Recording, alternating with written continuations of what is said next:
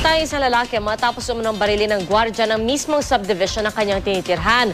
Ang banggaan po ng dalawa nag-ugat lang dahil sa expired na car pass. Balitang natin ni Trisha Zafra.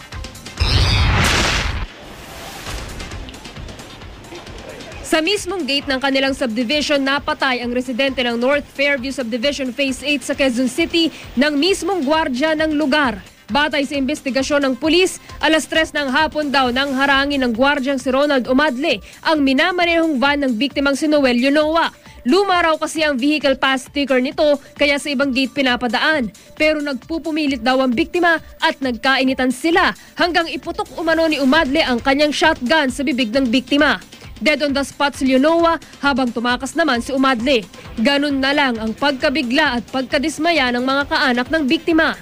Napakaliit na bagay para pumatay ka ng isang tao. Napaka-disrespectful ng mga gwardyang yan.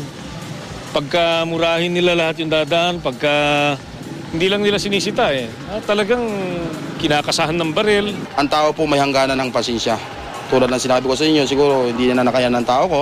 At nung makita nyo na bubuporma ng parang bubunot doon sa loob ng sasakyan, so nakataon talagang tao ko na nag-propose, nag-expresa na idipinsa niya ang sarili niya. Gayunman, walang nakuhang armas sa biktima ang Quezon City scene of the crime operatives.